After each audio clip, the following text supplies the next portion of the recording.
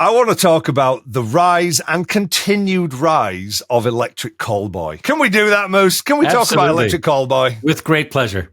So at time of speaking, they dropped a new track 5 days ago. On last Friday, they dropped the new song Elevator Operator. At time of speaking, it's got 2.4 million views in 5 days. That is insane. For a band in the rock and metal sphere to get that number. I mean, it's not quite Paramore numbers, but then Paramore are just like this huge crossover band who, like, Taylor Swifties love Paramore, but it's huge. And looking at some of the music video that they've done, Ratajczak, the track that they did with Baby Metal, that was unbelievably good. It was right up there in the primordial upvote top 100, of 2024. We loved it. Everybody loved it. It was used by WWE. It's got, at time of speaking, 34 million YouTube views. The video for We Got the Moves, 61 million views. That's crazy. And this is just going by the YouTube metric. I'm not taking into account any other social numbers, any other virality that's involved. Compare that to Sleep Token, who have blown up over the last few years to the extent that they are headlining Download Festival 2025. The UK's biggest rock and metal festival is headlined by Sleep Token. Compare that to The Summoning, the track that actually went viral, 28 million views on YouTube. Alkaline, which is, I think, one of their other most streamed tracks, 21 million. 34 million, 61 million. Significantly less for Sleep Token. Yet, I don't think I ever heard Electric Callboy mooted as being a potential main stage headliner at Download. But the question is, right, the world is a bit of a messed up place at the moment. You look around at everything that's going on. I'm not going to do your list because we would be here all day and it wouldn't be a happy list. But are a German electronic or rave metal band, are they the heroes that Gotham needs? Or are they the ones that we deserve right now? I never said thank you. And you'll never have to. Is this what the scene needs? A shot in the arm of uplifting positivity to some banging beats? Is that what we need? Well, we always needed that. 100%. So just coincidentally, last night, my son and his girlfriend went off to a place called Gravity in Wandsworth. And it's essentially like a soft play for adults. That sounds so much fun. And honestly, I was sending videos, and they suspend you in harnesses on the ceiling, and so you're going around the restaurant and over people eating, and you're just hanging there, and there's these bodies flying in. That sounds cool. It does. It sounds very cool, and there's all sorts. And anyway, so Jack sent me. Oh, there's actually an actual bully. You know when you had to hit the red and the black at the end.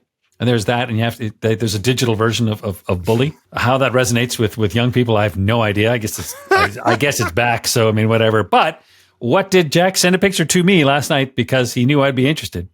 You know the dance machines where you got to do all the dances and follow the colors? Yeah. Electric Callboy dance machine.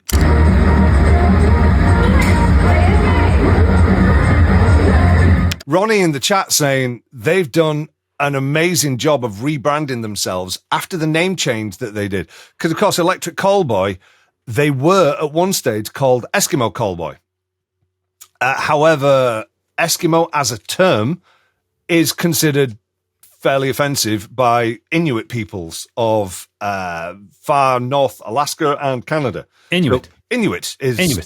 It's like Ayers Rock and Uluru in Australia. Ayers Rock was the name that white folks gave it when they came along and went, oh, there's a big rock.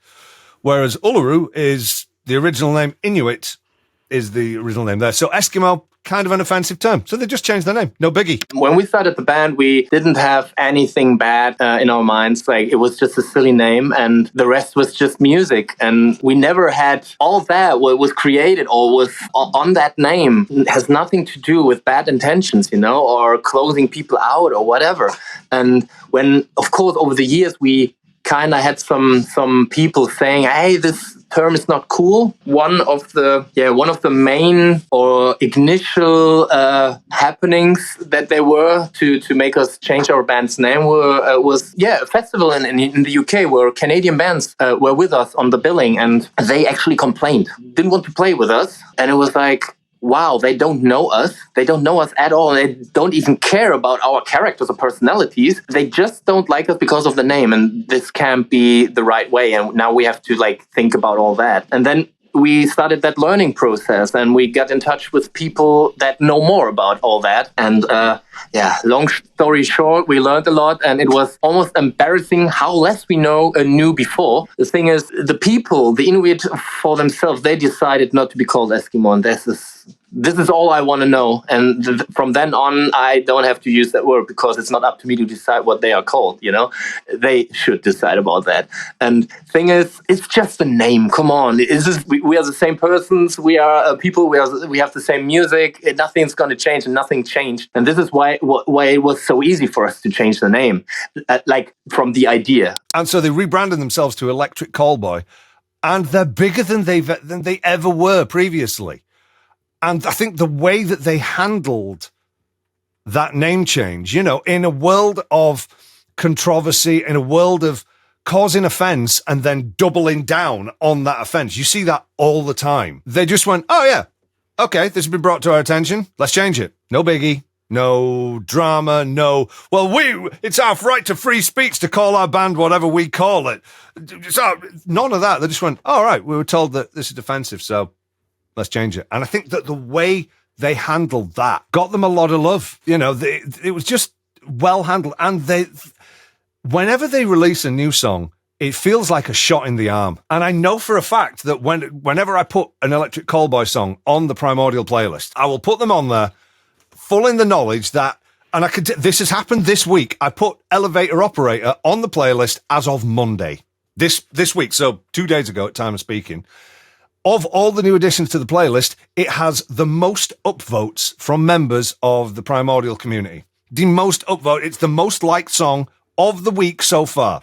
It's also the most disliked song of the week so far. It's got more downvotes than any other new addition to the playlist this week, and that is Electric Callboy to a T. It's also why I don't know if Electric Callboy will ever get to the top of the Primordial upvote chart, because they are a divisive thing. You either love their uplifting party rave metal, or you're really not a fan.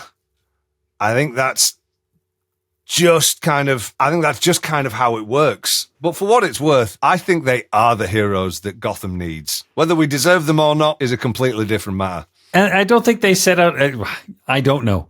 I mean, I don't think that was the ambition, was to be the saviors. They just wanted to make some great music the way they wanted to do it. And if you like it, good. If you don't, the door is over there.